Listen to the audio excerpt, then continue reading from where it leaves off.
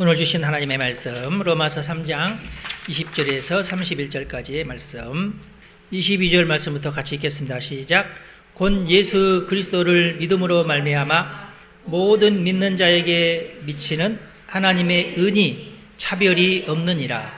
모든 사람이 죄를 범하였음에 하나님의 영광에 이르지 못하더니 그리스도 예수 안에 있는 성령으로 말미암아 하나님의 은혜로 값없이 의롭다 하심을 얻은 자 되었느니라. 이 예수를 하나님의 그의 피로써 믿음으로 말미암는 화목 제물로 세우셨으니 이는 하나님께서 길이 참으시는 중에 전에 지은 죄를 간과하심으로 자기의 의로우심을 나타내려 하심이니 곧 이때에 자기의 의로우심을 나타내사 자기도 의로우시며 또한 예수 믿는 자를 의롭다 하려 하심이라. 그러므로 자랑할 때가 어디냐? 있을 수가 없느니라. 무슨 법으로냐? 행위로냐? 아니라 오직 믿음의 법으로니라. 그러므로 사람이 의롭다 하심을 얻는 것은 율법의 행위에 있지 않고 믿음으로 되는 줄 우리가 인정하노라. 하나님은 다만 유대인의 하나님이시냐? 또한 이방인의 하나님은 아니시냐? 진실로 이방인의 하나님도 되시느니라.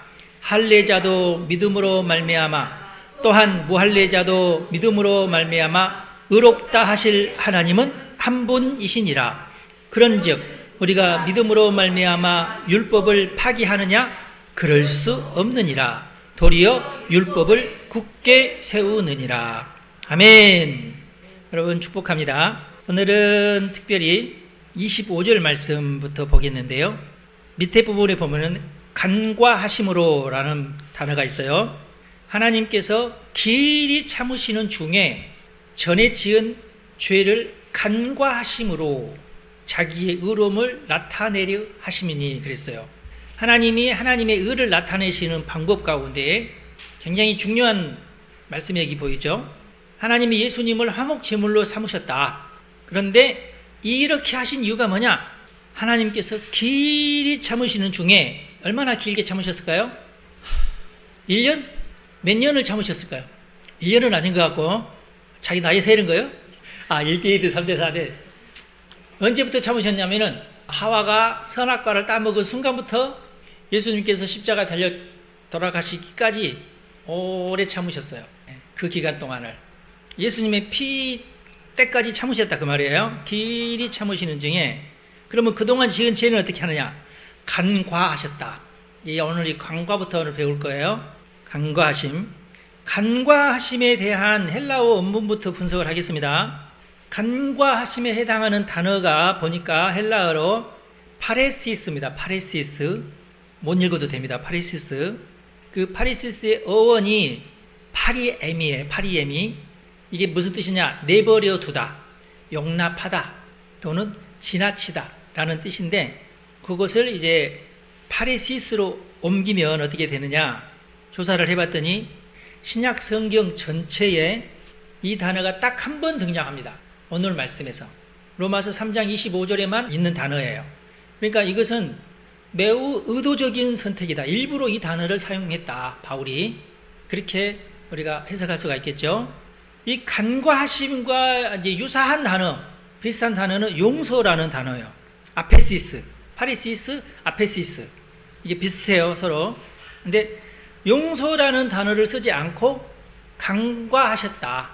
용서라는 단어는 많이 쓰여요. 간과하셨다는 단어는 딱 이 구절에서밖에 안 쓰입니다. 이 간과하셨다는 말의 뜻은 우리나라 말로는 그냥 모른 척 지나가셨다는 것으로 해석되기 쉽잖아요. 근데 헬라어의 사전을 보면은 이것은 유보된 심판을 얘기합니다. 그러니까 완전한 사죄가 아니에요. 그래 없던 일로 치자 이게 아니에요. 일시적인 용납을 의미합니다. 당장 갚어. 돈이 없습니다. 그래? 탕감해 줄게. 이게 아니에요. 탕감 절대 없어요. 그래? 나중에 갚아요. 하나님이 구약 시대에 있는 모든 죄악을 나중에 계산하겠다. 이렇게 된 거예요. 이 계산을 누가 했어요? 결국 예수님이 하셨어요. 그래 나 입장에서는 그냥 그냥 미리 탕감해 준 거네 이렇게 생각할 수 있지만 절대 탕감의 개념은 아니다. 구약시대 사람들은 좋았겠어. 그죠? 여러분들은 그런 혜택을 받지를 못합니다. 간과하심에 대한 혜택을 받지를 못해요. 그래서 빨리 우리는 이제 간과는 아니고 우리는 바로 즉시 회개를 해야 돼요. 구약 시대에도 그렇게 오랜 세월 하나님께서 참아 주셨는데 나도 참아 주시겠지. 아니야. 그건 아니야. 그래서 예수님의 복음이 회개하는 자들에게는 복음인데 회개하지 않는 자들에게는 저주예요. 믿음이 있는 사람과 믿음이 없는 사람의 차이가 있어요. 이건 또 나중에 또. 그래서 이 간과하심은 절대 용서가 아니다. 파리시스는 하나님께서 죄를 눈감아 주신 것이 아니고 잠시 벌을 유보하시는 거예요. 징벌을 유예하시는 것을 의미합니다. 그러니까 구약시대의 제사제도 율법 아래에서 속죄하는 것, 이것은 근본적인 죄의 제거가 아니고 상징적인 행위고 임시적인 덮음이었어요. 그리고 히브리서 10장 4절에도 보면 이는 황소와 염소의 피가 능히 죄를 없이 하지 못함이라고 기록하고 있잖아요. 똑같은 의미인데 하나님이 간과하셨다는 것은 없애신 것이 아니라 유예하셨다는 뜻이다. 그리고 이제는 그리스도의 피로 그 죄를 진짜 해결하셨다. 예수 그리스도의 피가 있어야지 모든 죄가 확실하게 해결된다. 그런 뜻입니다. 그리고 아까 우리가 읽었듯이 간과하심이라는 단어가 나타나기 전에 오래 참으심이라는 말이 나왔잖아요. 그러니까 구약시대 내내 오래 참으셨다 그 말이에요. 벌을 안 주시고 아무런 벌도 안 내셨다 그 말이 아니라, 다시 말해서 하나님은 자신의 공의를 훼손하지 않으면서도 그리스도의 속죄가 성취될 때까지 죄인들에게 유예 기간을 주셨다. 이렇게 주장하는 학자들을 또 여러분들에게 소개를 시켜드릴게요. 파레시스라는 용어에 대한 주석이에요. 파레시스는 죄의 진정한 용서가 아니라 하나님의 인내 속에 있는 일시적 유예이다. 똑같은 말이죠. 그리스도의 속죄가 그 유예의 이유를 명확히 드러낸다. 더글라스 무라는 사람도 하나님께서 이전에 지은 죄를 간과하셨습니다. 그 죄를 무시하신 것이 아니라 정의가 실현되는 십자가까지 형벌을 연기하셨습니다. 또 한 사람, 베이커라는 주석책에 있는 말이에요. 슐라이러라는 사람이 이 주석책에다가 이렇게 썼어요. 파레시스는 그리스도 이전의 죄는 그리스도를 떠나서는 용서받지 못했다는 것을 강조합니다. 그 죄는 그리스도의 피 안에서 하나님의 의가 나타날 때까지 기다렸습니다. 이렇게 표현하고 있어요. 똑같은 말인데 각자 조금씩 다른 표현이죠. 로마서 3장이 아주 중요합니다. 로마서 3장에서도 제일 중요한 단어가 바로 이 간과하심이라는 단어라서 이 단어를 집중적으로 얘기를 했어요. 로마서 3장이 왜 특별하냐? 죄에 대한 어떤 해결, 구속에 대한 내용, 예수님의 십자가에 대해서 총망라한 책이 로마서 3장입니다. 그래서 로마서 3장을 여러분들이 잘 이해를 하면 신구약 전체를 잘 이해하는 거나 거의 비슷한 효과가 나타나요. 그런데 우리나라 말로는 옮기기를 조금 전부 한문으로밖에 옮기지 않고 한글로는 찾아지지가 않아요. 한글로는 핵심 주제를 중심으로 죄, 율법, 속죄, 대속, 속전, 구속, 의롭다 하심, 심판, 구원 9가지, 이 주제가 로마서 3장에 다 나와요. 9가지 주제가. 그 말이 그 말 같지 않나요, 여러분? 속죄는 뭐고, 대속은 뭐고, 속전은 뭐고, 구속은 뭐고. 이게 좀 전부 한문이라 좀 어렵죠. 성경에도 많이 있고 설교 시간에도 많이 있고, 그래서 그 말이 다 그 말 아니야? 약간씩 좀 달라요. 이게 상황에 따라서 단어가 달리 선택이 됩니다. 근데 이게 또 어려운 게 뭐냐면, 구속은, 이게 구속이라는 게 범죄자를 검사가 구속시켰다는 뜻인지, 절대로 성경은 그런 뜻이 아니죠. 성경은 속박에서 놓아주다라는 뜻도 돼요. 그러면은 우리나라 형법하고는 너무나 반대되는 단어가 되잖아요. 이게 한문이 이런 게 좀 어려워. 근데 한글에는 이걸 얘기하려면 단어로 있는 게 아니라 이렇게 풀어야 돼요. 검사가 잡아 가두는 것, 이것은 구속이라고 하죠. 어떤 영장을 청구해서 판사가 이 사람 그럼 잡아들여 해서 잡아들이는 것을 구속이라고 하죠. 그런데 성경에서 말하는 구속은 그렇게 형법으로 이렇게 잡아들인다는 뜻이 아니라 종을 해방시킨다는 뜻이에요. 리뎀션. 영어로는 분명하게 이게. 그 다음에 속전이라는 거. 죄는 알죠? 죄가 뭔지는 알죠? 율법도 알죠? 율법은 뭐가 죄다 하고 기록해 놓은 책. 그걸 율법이라고 그러죠. 속죄는 뭐예요? 아톤먼트라고 하는 건데 이것은 피를 통해서만 죄를 덮는다는 뜻이에요. 피를 통해서 죄를 덮는 어떤 의식, 그것을 속죄라고 해요. 속죄. 속죄 전통은 유대교에서만 있는 것이 아니라 세상 여러 나라에서 이런 전통이 있어요. 누군가는 대신 죽어야 돼. 이거 멕시코를 중심으로 아포칼립스라는 영화가 있었어요. 옛날에 아즈텍 문명인가 뭐 이것을 여기에서 예를 들어서 이제 흉년이 오고 뭐 이렇게 하늘이 진노했네. 그러면 어떻게 돼요? 사람을 그러면 잡아서 태양, 그때는 신이 태양이었으니까 태양 신에게 바쳐야 된다. 그래야 이 저주가 풀린다. 그래서 누군가가 대신 피를 흘려야 된다. 요게 속죄예요. 속죄.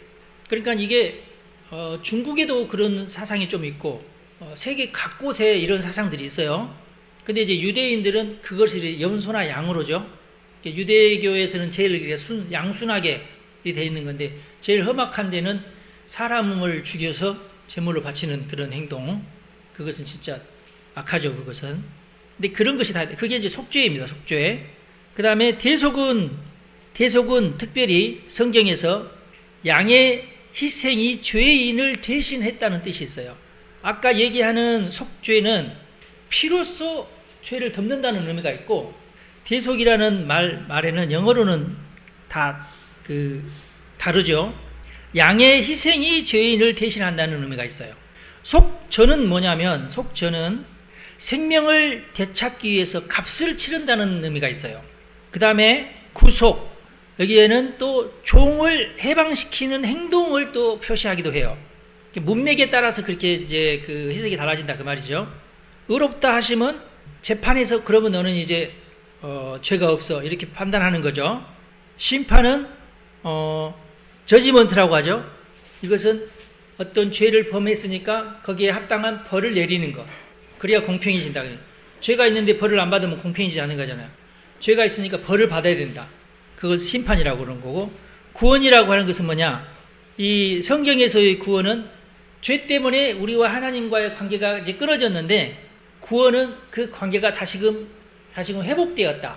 그런 의미로 이 단어를 쓴다. 그렇게 우리가 해석하면 되겠죠. 여러 가지 의미가 있지만은 대체적으로 이것이 어떤 대표적인 의미가 있다. 그런 뜻이에요. 이건 뭐냐면 이 표는 그러면 뭐냐면은 구약적인 배경, 신약적인 성취, 로마서 3장에는 어떻게 나타났느냐, 그리고 로마서 3장에 있는 대표적인 구절, 죄에 대한 대표적인 구절, 율법에 대한 대표적인 구절, 이런 식이에요. 로마서 3장에 이 모든 주제가 다 들어있다, 그런 뜻이에요. 로마서 3장 10절에 보면은 의인은 없나니 하나도 없다. 모두가 다 죄인이다. 그 다음에 로마서 3장 20절에는 율법의 행위로는 의롭다 함을 얻을 육체가 없다 라고 기록되어 있죠. 로마서 3장 25절에는 그의 피로 인하여 화목 제물로 세우셨다는 말씀이 있고, 대속은 양의 희생이 죄인을 대신한다는 그런 의미가 있죠. 로마서 3장 24절에 보면은 그리스도 예수 안에 있는 속량으로 말미암아라는 말이 있죠. 그리고 속전이라는 것은 값을 치른다는 말이 여기 있죠. 속량으로 의롭다 하심을 얻은 자가 되었다 라는 말도 있고, 구속이라는 말에도 로마서 3장 24절 아까 우리가 읽은 26절 안에 다 들어가 있는 말이죠. 로마서 3장 28절에는 사람이 의롭다 함을 얻는 것은 믿음으로 말미암아서 의롭다 하심을 얻었다, 이렇게 또 기록하고 있지 않습니까? 그리고 구원에 관해서도 믿는 자에게 미치는 하나님의 의에 대한 얘기가 나오고, 그래서 이 모든 주제가 다 나온 곳이 로마서 3장이다 이렇게 보시면 되는데, 여러분들이 로마서 3장을 읽을 때 술술술 익혀지려면 단어 공부를 먼저 해야 돼요. 아까 말한 대속이나 속전이나 어떤 구속이나 이런 거 헷갈리시면 안 되니까 속죄, 대속, 속전, 구속, 심판 뭐 이런 것들. 지금 우리가 1장, 2장, 3장이잖아요. 1장에서는 앞부분 이제 인사말 나누고, 1장 뒤에서 1장 후반부에서는 뭐예요? 동성애까지 나오면서 예수를 모르고 하나님을 모르는 사람들이 지은 모든 그 악독한 것들이 이제 소개가 됐고, 그런 것들 전부 죄다 이제 그 말이고, 2장에는 뭐예요? 하나님 믿는 사람, 안 믿는 사람. 율법이 있는 사람 없는 사람, 율법을 행하는 사람, 율법을 가지고 그냥 행하는 척만 하는 사람, 진심으로 율법을 행하는 사람 나눠지는 거. 또 뭐가 있었지? 이거 지난주에 했었던 거죠. 그러니까 할례랑 이제 그 비교를 하면서 할례는 마음에 받아야 진짜다. 할례 의식을 치렀다고 해서 유대인이냐? 아니다. 마음에 할례를 받아야 진짜 유대인이다. 그런 얘기를 했잖아요. 그런데 또 무슨 말도 했었죠? 율법이 그러면 죄를 없애냐? 그건 아니다. 율법을 지키는 것이 죄를 없애는 거냐? 그건 아니다. 그렇죠? 예. 그러면서 로마서 3장으로 넘어오는 거예요. 로마서 3장에서는 이제 이 모든 1장과 2장에서 말한 모든 죄에 대해서 또 율법에 대해서 설명을 하면서 사람이 의롭다 하심을 얻는 것은 예수님 때문이다. 이걸 이제 강력하게 얘기하는 거예요. 구약을 전부 아는 사람한테 지금 이 말씀을 하는 것이고, 구약 성경에 주로 있는 내용이 이제 아담 때부터 있는 양의 피 이야기, 그리고 모세가 세운 율법을 통하여서 율법을 지켜야 한다는 이야기, 그리고 유월절 사건을 통해서 거기서도 양을 잡아서 대신 저주를 넘어가게 하는 사건, 그래서 유월절이죠. 그런 사건들, 그리고 오래도록 제사장을 통해서 항상 속전을 드리면서 값을 내고 내 대신 그럼 얘를 잡아서 올 한 해의 죄를 용서해 주십시오 하는데, 그거 뭐다? 무슨 의미가 있다? 유보의 의미가 있다. 지금 당장 그러면 벌을 내리진 않겠고, 그러면 이 죄에 대한 여러 가지 형벌은 나중에 내가 계산을 하겠다 하고 유보를 해놨다는 거고, 누구에게 그게 뒤집어 씌워졌다? 결국은 예수 그리스도에게 그 모든 죄가 다 뒤집어 씌워졌다는 거예요. 할렐루야. 그래서 예수의 십자가 사건은 과거의 죄까지도 해결을 하고 미래의 죄까지도 해결을 한다고 그러는데, 여기에서 미래의 죄? 그러면서 이단으로 빠진 사람 누구라? 구원파 이단이다. 아셨죠? 미래의 죄도 물론 말로는 되는데, 그러니까 앞으로 내가 미래의 죄까지도 예수님이 다 했으니까 나는 마음대로 죄를 져도 괜찮아. 이게 마귀적인 생각이다. 원래의 의미는 그런 의미가 아니죠. 그래서 구원파 이단이 가장 득세한 나라가 어디냐? 한국이다. 한국 기독교가 오래도록 왜 이렇게 핍박을 받느냐? 구원파 이단 때문이다. 구원파, 난 장로교지, 나는 구원파 아니라고. 그러면서도 은근히 교회에서는 용서해 주시, 용서 빌었으니까 그러시는 기독교인들이 많다. 전혀 성경에서 말하지 않는 그런 신앙 행태가 한국에서 발견되는데, 자기는 구원파가 아니라고 하면서도 그 구원파의 어떤 잔재가 남아있다. 왜 그러면 구원파의 잔재가 우리 한국교회에 남아있는지 아세요? 우리 한국 사람한테는 정말 중요한 얘기예요, 이게. 여러분들하고는 상관이 없는데, 1960년대에 기독교 방송을 장악한 사람들이 구원파, 아주 몇 년 동안을 구원파 교리를 방송을 통해서 이렇게 전파를 합니다. 그래서 그때 당시 그 온 나라의 그 교회 사람들도 그게 진실로 알아들었어요. 그래서 예수님 앞에 가서 내가 회개만 하면은 나의 모든 죄가 다 사라진다고 생각을 했어요. 근데 몇 년 후에 그 사람들이 이단이라는 것이 밝혀지고 그 사람들을 기독교 방송에서 쫓아내죠. 그래서 그 사람들이 빠져나가서 구원파라는 이단이 된 겁니다. 근데 그 사람들은 지금까지도 여전히 그렇게 생각을 해요. 나는 죄를 지어도 괜찮다, 이렇게 생각을 하고. 밀양이라는 전도연이가 주연한 영화가 있어요. 아주 못된 영화인데, 영화의 전제는 뭐냐면 한국의 모든 기독교인들은 이런 식으로 생각한다 하는 것이 전제예요. 전혀 성경적이지도 않고 우리 장로교스럽지도 않는 이론인데, 모든 한국 사는 모든 기독교인들은 이상하게 이렇게 생각한다. 그 영화의 핵심이 뭐예요? 내 아들인가 내 딸인가, 전도연이 딸인가 아들인가를 누군가가 죽이죠. 하루 오래전에 봐가지고 잘 기억이 안 나는데, 그런데 결국은 잡혀서 감옥에 갑니다. 전도연이는 굉장히 오랜 세월을 예수를 믿게 돼가지고 어떡하냐 막 그러는데, 그래 내가 가서 용서를 해줘야 되겠다. 에? 그래서 안 가도 되는데 꾸역꾸역 그 형무소까지 찾아갑니다. 내 새끼를 죽인 놈을 만나요, 거기서. 근데 만나고 보니까 얘가 너무 멀쩡해. 나는 그동안 너무 괴로움 속에서 피골이 상접해서 가는데, 죄인 저놈은 깜빵에서 잘 먹고 잘 살아가지고 피둥피둥하고 얼굴도 이게 아니라 편안한 부처님 얼굴하고 딱 나타나는 거야. 놀래. 기분이 안 좋아. 그렇지만 내가 당신을 용서해 주려고 왔다 그러니까 그 친구가 저는 이미 다 용서를 받았습니다. 아니 내가 용서도 안 했는데 지는 용서를 받았대. 저는요 여기 와서요 예수님을 영접하고요 저는요 모든 죄가 다 용서받았습니다. 이게 얼마나 참 모순된 얘기냐고.